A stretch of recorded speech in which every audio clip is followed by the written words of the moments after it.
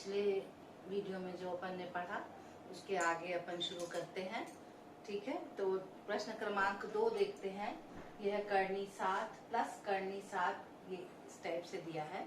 जब इस तरह के प्रश्न आते हैं इनका एक टिपिकल पैटर्न होता है हल करने का। ये कुछ इसी ढंग के मिलते जुलते प्रश्न आपको 11th में यदि आप मैथ्स लेंगे तो भी यहाँ ऐसे टाइप से क्वेश्चन से सामना पड़ेगा और 12th में भी आता है। तो इनका एक टिपिकल पैटर्न होता है, हम उसी को फॉलो करते हैं। ठीक है, देखिए अब ये देखिए करनी 7 प्लस करनी 7 प्लस करनी 7 प्लस करनी 7 पूरा अनंत तक गया है ना। तो उसमें से एक साथ कम करेंगे तो भी वो अनंत ही रहेगा और एक साथ बढ़ाएंगे तो भी वो अनंत ही रहेगा। ये फैक्टर आपको याद रखना है। ठीक है, तो जैसे आप मान लेते हैं कि इस पूरे का मान क्या है x।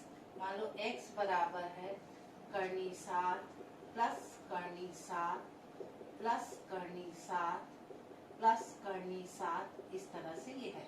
ठीक है, अब देखो ये करनी पहली करनी को अपन ध्यान देंगे है ना, बाकी को तो इतनी सारी करनी है। तो अपन पहली करनी को हटाने के लिए दोनों तरफ क्या करेंगे, वर्ग। ठीक है, तो यहाँ लिखेंगे दोनों और वर्ग करने पर। ठीक, अब यहाँ वर्ग किए तो क्या आ जाएगा, यहाँ एक्स स्क्वायर। वर्ग किए तो ये पहली वाली करनी तो हट जाएगी। ठीक है, तो अब ये हो जाएगा 7 प्लस बाकी फिर वही रहेगा करनी 7 प्लस करनी 7 प्लस करनी 7 प्लस करनी 7 अनंत। ठीक, तो ये तो अनंत का अनंत ही है। तो ये इस अनंत का मान क्या है, देखो यहाँ पर x आ रहा समझ में। ये वही है ना, देखो फर्क लग रहा है क्या, नहीं। तो जो ये है इसकी जगह हम क्या लिख देंगे, x। तो आपका समीकरण जो है x square equal to 7 plus x. ठीक, आप सबको इस तरफ ले आएंगे तो आ जाएगा x square minus x minus 7 equal to 0। ठीक, अब ये आ गया। अब इसको तुमको क्या करना है, हल करना है। अब कैसे हल करोगे ये बताओ इसको, कोई विधि। देखो इसमें पूर्ण वर्ग विधि लगा सकते हैं अपन। ठीक, इसमें कौन सी विधि लगा लेंगे अपन, पूर्ण वर्ग विधि। ठीक है, क्योंकि मध्य पद से तो नहीं बनेगा, क्योंकि 7 गुणित 1 तो होता है 7। 7 का और कोई गुणनखंड टूटता नहीं, और 7 में 1 जोड़ेंगे तो 6 मिलेगा, और 7 में 1 घटाएंगे 1 जोड़ेंगे तो 8 मिलेगा, और 1 घटाएंगे तो 6 मिलेगा। ना हमको यहाँ 6 चाहिए, ना हमको यहाँ पर 7 चाहिए। हमको क्या चाहिए, यहाँ पर 1 मिलना तो संभव है नहीं। तो अपन इसमें कौन सी विधि निकालेंगे, पूर्ण वर्ग विधि। कौन सी विधि लेंगे अपन इसमें, पूर्ण वर्ग विधि। तो अब इन दोनों को देखेंगे, सूत्र याद है अपन ने पहले लिखा था। तो ये कौन सा सूत्र हो जाएगा, a स्क्वायर यहाँ पे माइनस 2ab। ठीक है, निकालना हमको क्या है, b स्क्वायर। इन दोनों की मदद से हम किसका मान निकालते हैं, b का। तो देखो a स्क्वायर के स्थान पे क्या लिखा, एक्स स्क्वायर। ठीक है, तो यहाँ पे डालेंगे अपन a स्क्वायर बराबर एक्स स्क्वायर। ठीक, तो a बराबर क्या आ जाएगा आपका x। ये a बराबर क्या हो गया, x आ गया। अब 2ab की जगह भी क्या लिखा है, x लिखा है ना। तो यहाँ लिखेंगे 2ab बराबर x। अब a के स्थान पे क्या डाल देंगे हम, x। इतनी बार अपन किए हैं, तो a के स्थान पे x इंटू b बराबर x। x और x क्या हो जाएगा, कट जाएगा। ये हो गया 2b इक्वल टू 1। तो b इक्वल टू कितना आ गया, 1/2। ये किसका मान आ गया, b का। आप दोनों तरफ वर्ग करेंगे तो b का वर्ग कितना आ जाएगा, 1/4। b वर्ग का मान कितना आ जाएगा, 1/4। यहाँ तक समझ में आया। क्या किया अपन ने, ये सूत्र जो मैंने लिखवाया था पिछले वीडियो में आप देखे होंगे या याद होगा, तो a minus b the whole वर्ग का। ये देखिए यहाँ पर लिख दे रही हूँ मैं, क्या बनता है, a square minus 2ab plus b square. अगर ये है तो इसके स्थान पर हम ये लिख सकते हैं, क्योंकि दोनों आपस में क्या है, बराबर।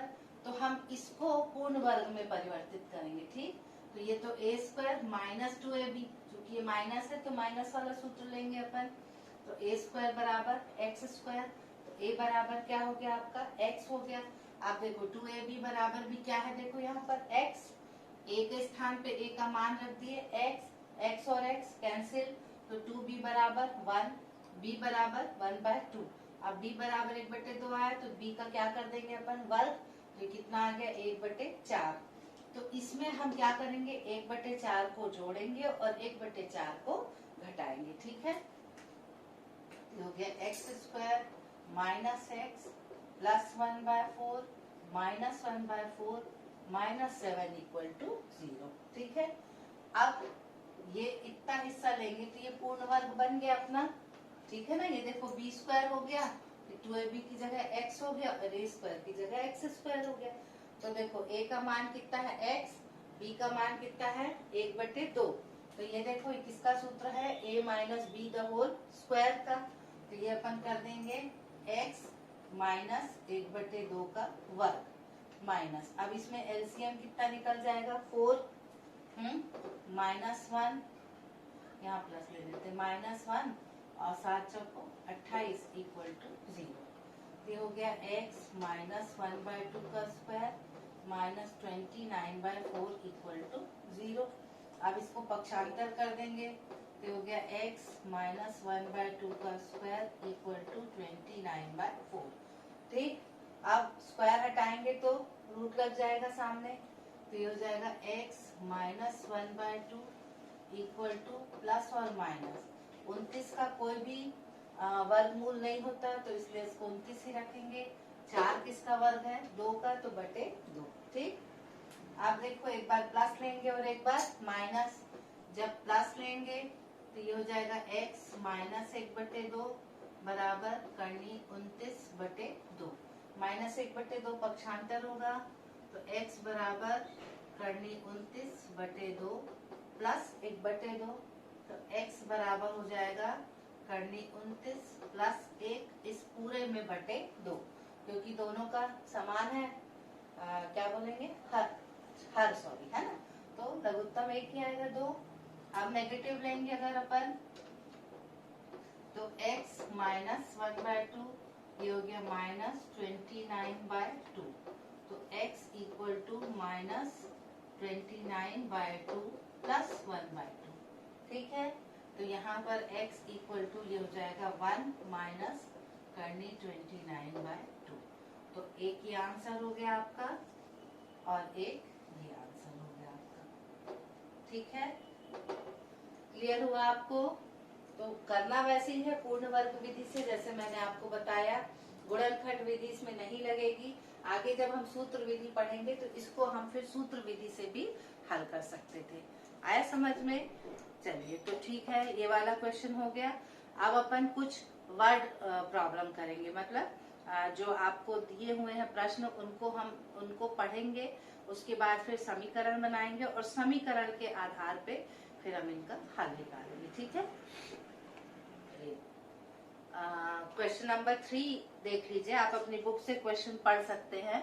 2 क्रमागत प्राकृत संख्याओं के वर्गों का योग 85 है, संख्याएं ज्ञात कीजिए।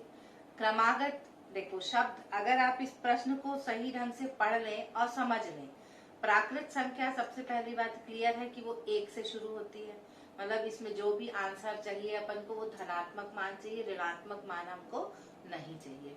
दूसरा वर्ड है क्रमागत, क्रम से, मतलब एक के पीछे एक। अगर 4 है तो उसका क्रमागत या तो 5 होगा या 3 होगा। 10 है तो उसका क्रमागत 11 होगा या 9 होगा। आया समझ में? एक के पीछे एक, तो या तो वो संख्या एक बड़ी होगी और या एक छोटी होगी, दोनों में से कुछ भी ले सकते हैं। तो 2 क्रमागत संख्याओं के वर्गों का योग 85 है, ठीक है। अब 2 क्रमागत संख्या, तो पहले अपन 2 x और y ले लेंगे तो अपन को आंसर निकालने में ठीक रहेगा, ठीक। चलो अब देखो, एक संख्या मान लो 5 है तो दूसरी क्या हो जाएगी 6, ठीक। या एक 5 है तो दूसरी 4 भी हो सकती, या एक कम होगी या एक ज्यादा, ठीक। तो जैसा आपको समझ में आया आप वैसा ले सकते हैं ना, दोनों तरह से लेंगे, दोनों तरह से आपका उत्तर आ जाएगा। अब क्रमागत संख्याएं हैं तो एक मान लो हो गई x, तो दूसरी तुम्हारी एक ज्यादा ले लो तो x प्लस 1 का स्क्वायर, ठीक। अब इन दोनों का योग कितना है 85, ये दिया है आपको। 2 क्रमागत संख्याओं के वर्गों का योग, ठीक है, वर्ग करके जोड़ना है, तो इसका कितना है 85। अब आगे अब अपन इसको हल करें। ये देखो ये x प्लस 1 का वर्ग है, इसका सूत्र है ना। अब अपन को मालूम है x प्लस 1 का वर्ग क्या होता है, x square plus 2x plus 1। पढ़ भी चुके हैं अपन, तो यहाँ पर लिखेंगे x square plus x square plus 2x plus 1 बराबर 85। ठीक, अब ये एक्स स्क्वायर और एक्स स्क्वायर क्या होगा, जुड़ जाएगा, तो ये कितना हो गया 2x square plus 2x plus 1। 85 का पक्षांतर करेंगे तो माइनस 85 बराबर 0। अब ये हो गया आपका 2x square plus 2x minus 84 बराबर 0। ठीक, अब इन सब में से 2 कॉमन निकल सकता है आराम से, तो 2 कॉमन निकाल लेंगे, अंदर बचेगा x square plus x minus 42 बराबर 0। ये 2 उधर जाके क्या हो जाएगा 0, तो हमको फिर मिलेगा ये x square plus x minus 42 बराबर 0। अब हम क्या करेंगे, देखो इसका गुणांक 1 है और ये 42, तो 42 एकम 42, 42 के गुणनखंड तोड़ के देखिए, 14 तिया 42 और 7 छह 42, तो ही होता है। हमको यहाँ क्या चाहिए 1, तो 14 में से 3 घटाएंगे तो 11 आएगा और जोड़ेंगे तो 17 आएगा, पर 7 छह 42 होता है, 7 गुणे 6, तो 7 में से 6 घटाएंगे तो कितना आ जाएगा 1। ठीक है, अब घटा रहे हैं पर हमको क्या चाहिए प्लस, तो जो बड़ा है उसके सामने किसका चिन्ह लगेगा, प्लस का। ठीक, बराबर 0। अब जोड़ी जोड़ी कर लें, गुणनखंड विधि में किए थे अपन, x निकाल दें तो यहाँ बचेगा x प्लस 7, इन दोनों में माइनस 6 निकाल दें तो बचेगा x प्लस 7 बराबर 0। इसमें और इसमें क्या कॉमन निकल जाएगा, x प्लस 7, ये निकला तो अंदर क्या बच गया x, यहाँ से ये जाएगा तो क्या बच जाएगा 6 बराबर 0। इन दोनों का गुणनखंड 0 है, तो या तो ये बराबर 0 होगा या ये बराबर 0 होगा। ठीक है, तो x प्लस 7 बराबर 0 अथवा x माइनस 6 बराबर 0। तो यहाँ मान निकालेंगे तो x बराबर -7 अथवा x बराबर 6। ठीक है, तो अब अपने को मालूम है ऋणात्मक मान नहीं होगा, क्योंकि संख्याएं हमने क्या ली है प्राकृत, क्या ली है प्राकृत। तो x कितना हो गया 6, तो उससे 1 ज्यादा लिए हैं तो दूसरी संख्या क्या हो जाएगी 7। ठीक, तो आंसर आपका क्या आ जाएगा 6 और 7, ये हो गया आपका आंसर। आया समझ में, तो होपफुली ये आया होगा, बहुत सरल है। जो शब्द वाले प्रश्न होते हैं वो अपने आप में यदि ध्यान से पढ़ेंगे तो वो बहुत सरल होते हैं। आपको सिर्फ ध्यान से पढ़ना है प्रश्न को और उसके हिसाब से समीकरण बनाना है। प्रश्न पढ़कर अगर समीकरण बना लेते हैं तो आपका 50% काम वहीं पर हो जाता है, और बाकी यदि आप विधि की अच्छे से प्रैक्टिस किए हैं तो बाकी का 50% भी हो जाएगा, है ना। तो इजी है, आपको कोई भी चीज, गणित तो सबसे आसान विषय है बेटा पढ़ने के लिए। हवा जरूर बनाया हुआ है लोगों ने कि बहुत कठिन है बहुत कठिन है, पर गणित सरल है ना। तो कोशिश करेंगे, क्योंकि कोशिश करने वालों की हार नहीं होती, है ना। तो चलिए अगला प्रश्न अपन देखते हैं। जो अगला प्रश्न है, 2 क्रमागत प्राकृत संख्याओं का गुणनफल 20 है। अब प्राकृत संख्याओं का गुणनफल है तो मैं समीकरण बना देती हूँ, हल आप लोग करिएगा। और ये तीसरा प्रश्न था, चौथा नहीं है। देखिए चौथे का थोड़ा हिंट मैं दे रही हूँ। 2 क्रमागत प्राकृत संख्याओं का गुणनफल, तो क्रमागत प्राकृत संख्या तो यही ले लेंगे अपन, x और x प्लस 1, इनका गुणनफल मतलब इनको गुणा करने से तुमको क्या मिल रहा है 20। अब इसको कर लो, एक्स स्क्वायर प्लस एक्स, 20 को यहाँ ले आओ तो -20 इक्वल टू 0। अब ये निकल जाएगा, 20 के गुणनखंड तोड़ो, 10 दूनी 20, 5 चौको 20। अब हमको क्या चाहिए यहाँ पे 1, तो कौन सी जोड़ी लेंगे, 10 दूनी 20 वाली की 5 चौको 20 वाली, 5 गुणे 4 वाली। ठीक है, तो अपन यहाँ पर लेंगे एक्स स्क्वायर, सेम है जैसे ये वाला है, 5x minus 4x minus 20 equal to 0। फिर इनको जोड़ी बना के आगे आप इसी ढंग से इसको हल कर सकते हैं। ठीक है, आप कोशिश कीजिएगा, नहीं बनेगा तो मैं फिर बता दूंगी। ठीक, आया सब, एक्सक्यूज मी, समझ में। पांचवा भी उसी के आसपास है, उसका भी मैं समीकरण बना दे रही हूँ, हल आपको करना है। पांचवा है दो संख्याओं का योग 48 और उनका गुणनफल 432 है। तो इसको इस ढंग से समझ लीजिए कि कोई दो संख्याएं हैं, उनका योग दिया है आपको 48, ठीक है। अब आपको एक चर राशि रखनी है। अब दो संख्याओं का योग 48 है, तो एक संख्या x और एक संख्या y। तो y को भी हम किसके फॉर्म में लिख लेंगे, x के। तो एक संख्या अगर x है तो दूसरी क्या होगी, 48 माइनस x, ठीक है। ये याद रखिएगा जब भी इस ढंग के प्रश्न आते हैं। मान लीजिए आपको आता है कि दो संख्याओं का योग 5 है। क्या है, दो संख्याओं का योग 5 है, योग याद रखना है ना। तो जब योग आता है तो एक को x लेते हैं और दूसरे को 5 माइनस एक्स, योग से x को माइनस कर देते हैं, ये याद रखना, ठीक है। दो संख्याओं का योग क्या है, 48 है, तो y बराबर क्या हो गया, 48 माइनस एक्स, ठीक। अब उनका गुणनफल कितना दिया है, देखो 432 गुणनफल दिया है, मतलब x गुणे 48 माइनस एक्स बराबर 432, ठीक।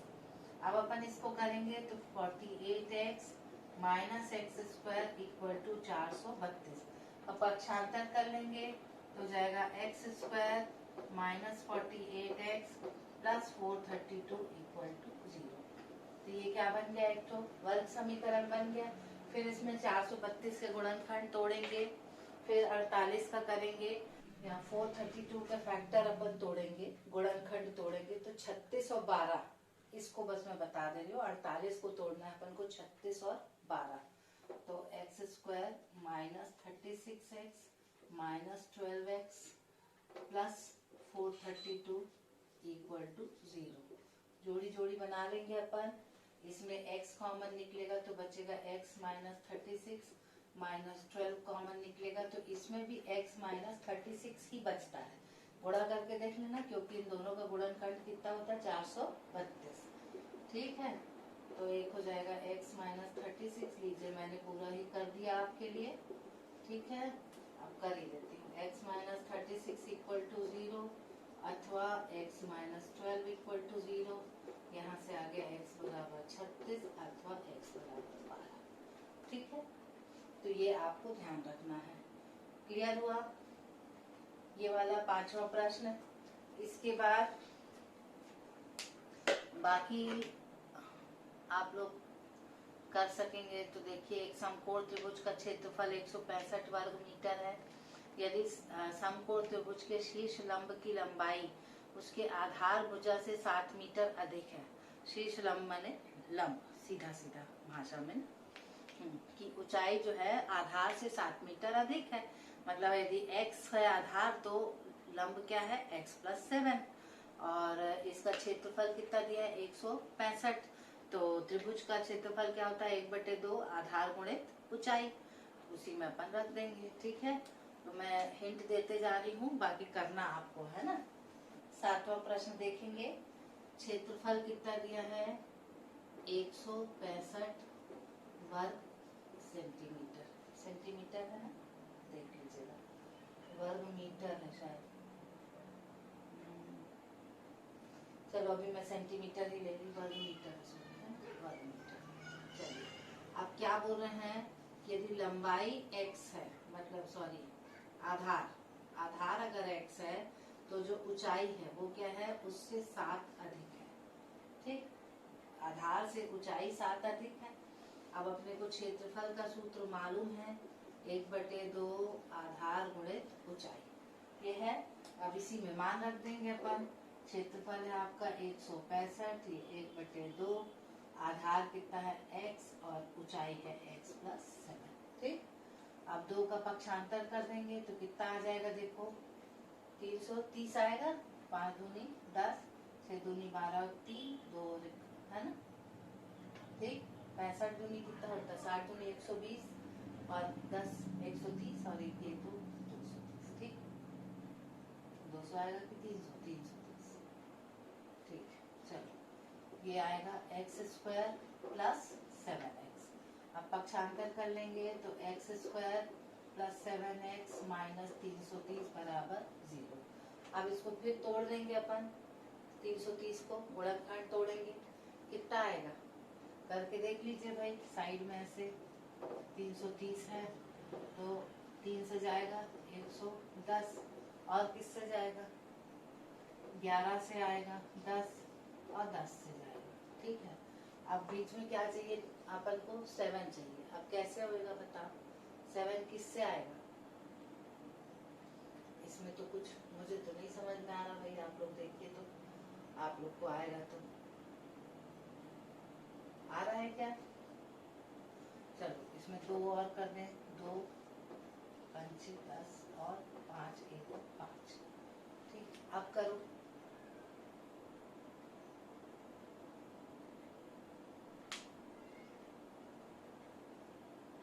बाईस में से 15 गया तो कितना आएगा? 7 आए।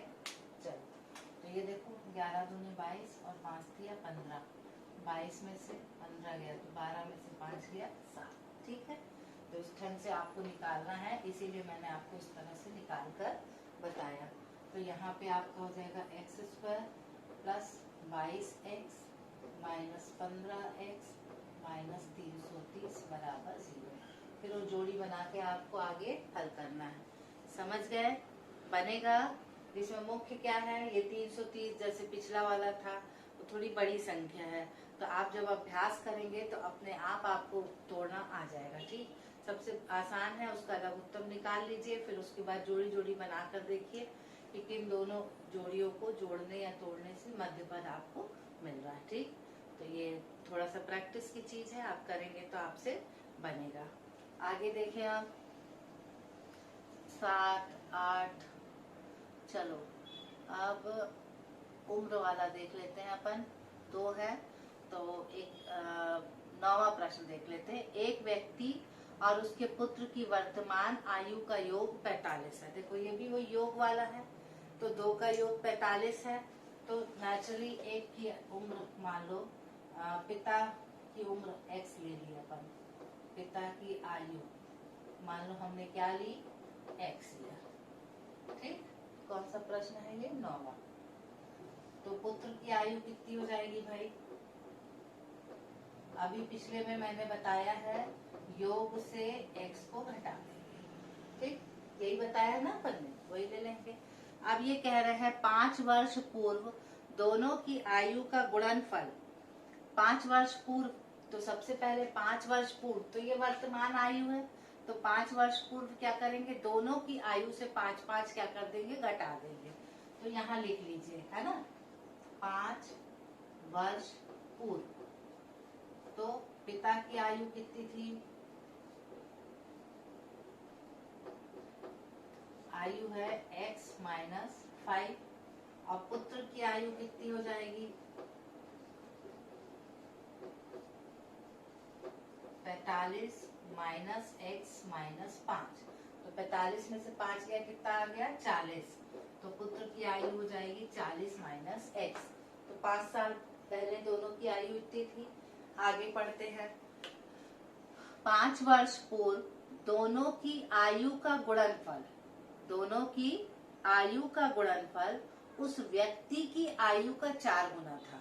मतलब इन दोनों की आयु का गुणनफल, माने इसका और इसका गुणनफल उस व्यक्ति की आयु का 4 गुना था। मतलब जो व्यक्ति पिता है उसकी आयु का 4 गुना।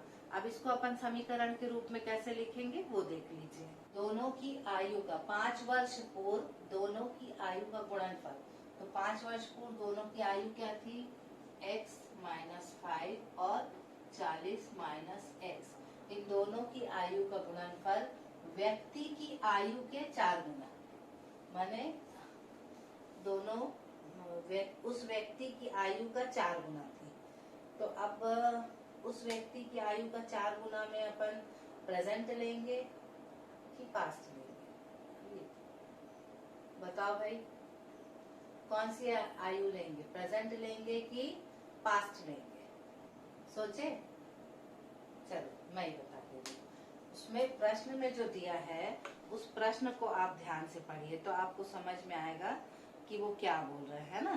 तो हाँ, प्रश्न के हिसाब से 5 वर्ष पूर्व दोनों की आयु का गुणनफल उस व्यक्ति की आयु का 4 गुना था। मतलब उस समय जो उसकी आयु थी उसका 4 गुना। ठीक है, तो उस समय उस व्यक्ति की आयु क्या थी? x माइनस 5, तो उसी का 4 गुना लेना है अपन को। क्लियर हुआ? उसी का 4 गुना। तो अब देखो x माइनस 5 तो कट गया। अब ये आ गया आपका 40 माइनस x बराबर 4, तो 4 पक्षांतर हो जाएगा, तो 40 माइनस 4 बराबर x।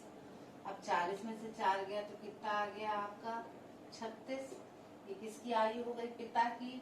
तो पुत्र की आयु कितनी हो जाएगी भाई? यहाँ प्रश्न के हिसाब से 45 माइनस 36, तो पुत्र की आयु कितनी हो जाएगी?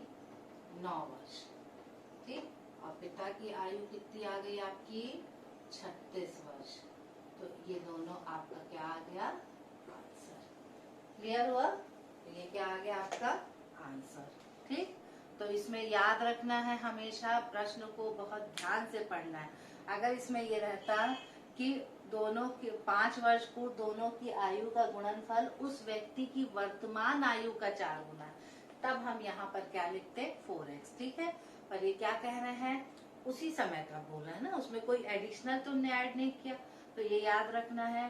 पहले भी मैं समझा चुकी हूँ कि उम्र के संबंध में जितने भी प्रश्न होते हैं वो हमेशा वर्तमान आयु से ध्यान रखेंगे आप लोग, और वर्तमान आयु से अगर पहले बोलते हैं तो घटा देंगे, बाद में बोलते हैं तो जोड़ देंगे। और कुछ अपने दिमाग का भी आप इस्तेमाल कीजिए। आपकी आयु 5 साल पहले कम रही होगी और 5 साल बाद क्या हो जाएगी? ज्यादा। ठीक, तो ये कुछ चीजें आपको याद रखनी है। इसके अलावा अपन एक चलिए 11वां प्रश्न है, इससे मिलता जुलता एक उदाहरण है, उसको आप लोग देख लीजिएगा। फिर 12वां प्रश्न अपन देख लेते हैं। कक्षा 10वीं के टेस्ट परीक्षा में कमल के अंग्रेजी और गणित विषयों के प्राप्तांक का योग 40 है। गणित और अंग्रेजी के विषयों का प्राप्तांक का योग कितना है? 40 है। ठीक,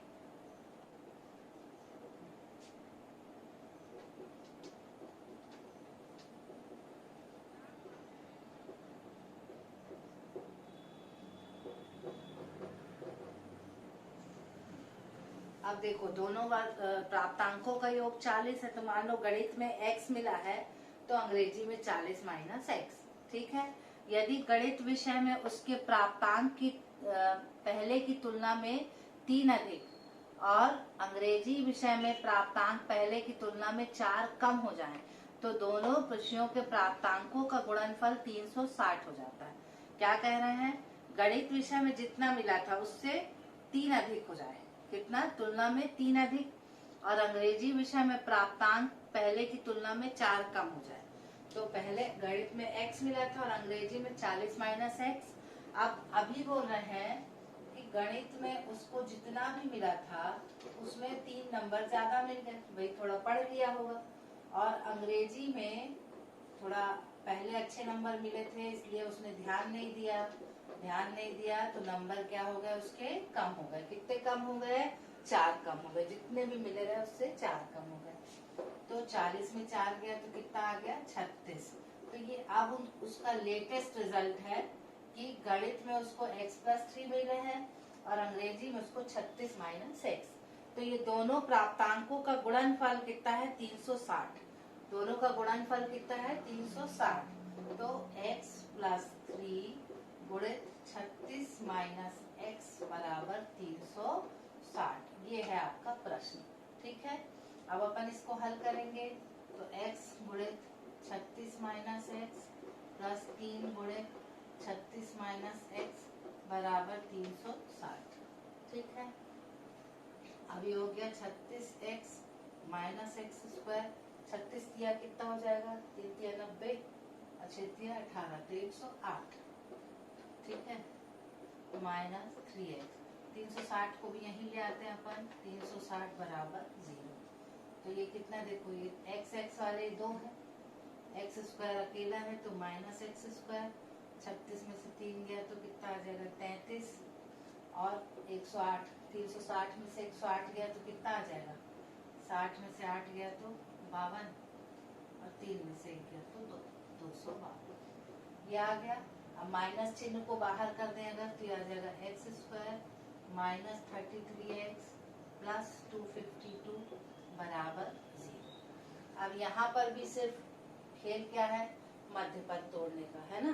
तो अगर मध्य पद तोड़ते बनेगा तो फिर आपके लिए क्वेश्चन आसान हो जाएगा, है ना। और अगर मध्य पद तोड़ते नहीं बने तो आपको पूर्ण वर्ग विधि तो पता है, अगर पूर्ण वर्ग विधि बनेगी तो आप इसको पूर्ण वर्ग विधि से भी कर सकते हैं। चलिए मैं इसको पूर्ण वर्ग से बता देती हूँ आपको, ठीक।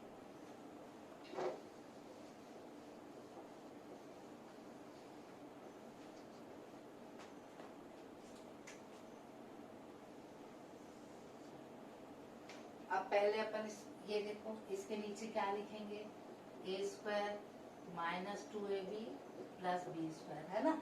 तो अब इन दोनों की तुलना कर देंगे तो ए के स्थान पे क्या, ए स्क्वायर बराबर एक्स स्क्वायर और 2ab बराबर क्या है 33x, ठीक। अब ए के स्थान पे क्या आ जाएगा x, यहाँ पे ए के स्थान पे क्या डालेंगे x गुणित b बराबर 33x, है ना। x और x कट जाएगा, b बराबर कितना हो जाएगा 33/2। अब वर्ग कर दो, b का वर्ग कितना होगा, ये a का, ये b का मान आ गया, ये किसका मान आ गया a का। अब b का वर्ग करो भाई, तो 33 गुणित 33 कितना आता है देखो 99 और 99 9 18 1089, है ना। इसको करके देख लेना आप लोग,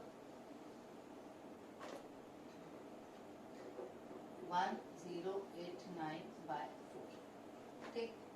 अच्छा, अब इसको अगर अपन करेंगे, मतलब जरूरी नहीं कि आप पूर्ण वर्ग से करें, मैं एक गणित करके बता दे रही हूँ आपको। यहाँ पर आएंगे अपन, क्या जोड़ेंगे देखो भाई 1089/4 जोड़ेंगे और उसी को घटा देंगे। तो ये हो जाएगा x square minus 33x plus 1089/4 जोड़ेंगे और 1089/4 घटाएंगे। इसमें प्लस 252 है ही, इक्वल टू 0। अब ये तीनों मिलके क्या बना लेंगे आपको पूर्ण वर्ग। तो पूर्ण वर्ग में देखो a के स्थान पे x, b के स्थान पे 33/2 का वर्ग, ठीक। अब यहाँ पे देखो इनको उधर ले जाएं तो जाएगा 1089/4, माइनस था तो वहां जाके प्लस, और ये है माइनस 252।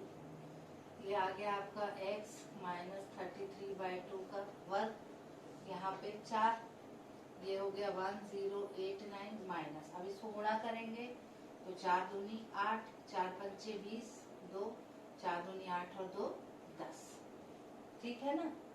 आया समझ में, देख लो 2 चौको 8, 4 पंचे 20, 2 4 दूनी 8 और 2 10। अब देखो 1089 से 1008 माइनस करेंगे तो कितना बच गया 81/4, ये x माइनस 33/2 का वर्ग, ठीक। अब वर्ग को हटाएंगे तो यहाँ क्या लगेगा वर्गमूल। देखो 81 किसका वर्ग है 9 का, और 4 किसका वर्ग है 2 का, ठीक है। तो ये आ जाएगा x माइनस 33/2। तो यहाँ पे दोनों प्लस और माइनस हो जाएगा 9/2 होगा। अब एक बार प्लस लेंगे और एक बार क्या ले लेंगे माइनस, तो एक बार हो जाएगा x माइनस 32/2 इक्वल टू 9/2, उधर जाएगा तो x इक्वल टू 9/2 प्लस 33/2, ठीक है। तो x बराबर 33 और 9 जोड़ेंगे तो कितना आ जाएगा जी 42 आएगा, 42/2 काटे तो कितना आ गया 21, तो x बराबर 21, ठीक है। और यहाँ नेगेटिव लेके करेंगे तो x माइनस 33/2 बराबर 9/2, तो x बराबर माइनस 9/2 प्लस 33/2, तो x बराबर 2 लघुत्तम आ जाएगा। 33 में से 9 गया तो कितना आ जाएगा, 13 में से 9 गया 4, और कितना आएगा यहाँ पे 2 24, है ना। तो x काटो 2 कम 2 12 2 24, तो ये आ गया 12 और 21, ठीक। तो अगर 21 मिला है तो अपने को मालूम है दोनों का योग कितना था 40। तो अगर गणित में 21 मिला है तो दूसरे को कितना अंग्रेजी में कितना मिलेगा 40 माइनस 21, है ना। और अगर 12 मिला होगा तो कितना मिलेगा उधर, घटा लो इसको, 10 में से 1 गया 9 और ये 19, 21 और 19। और यहाँ अगर 12 मिला होगा तो उस हिसाब से देख लेना। ठीक, आ रहा समझ में कि नहीं आया? आया? तो ये कौन सी विधि है? ये पूर्ण वर्ग विधि है। इसमें सिर्फ आपको गुणा करते बनना चाहिए। अगर गुणा करते बन रहा है तो और समझ में आया है तो आप इस विधि को यूज कर सकते हैं ना, तो आपका आंसर आ जाएगा।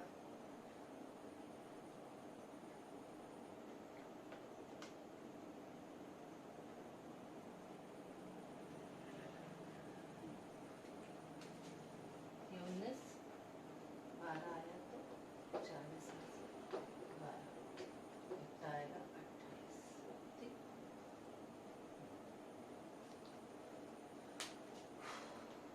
तो ये हो गया आपका प्रश्नावली 3 कंप्लीट। ठीक, आया समझ में? तो आपको समझ में नहीं आया होगा तो आप 1-2 बार वीडियो को बैक करके रिवर्स करके फिर 1-2 बार रिपीट करके देख लीजिएगा। उम्मीद है मुझे कि आपको समझ में आएगा। और फिर भी यदि नहीं आए तो मुझे फिर संपर्क कीजिएगा, मैं फिर कोशिश करूंगी कि आपको समझा सकूं। और इसके बाद अब अगली विधि देखेंगे अपन, सूत्र विधि। तो सूत्र जो है वो अपने गणित के बहुत प्रसिद्ध गणितज्ञ थे, श्रीधराचार्य। ठीक है ना, तो उन्हीं के नाम पे इसको श्रीधराचार्य सूत्र के नाम से भी जाना जाता है। तो उसके बारे में पहले अपन थोड़ा सा देख लें।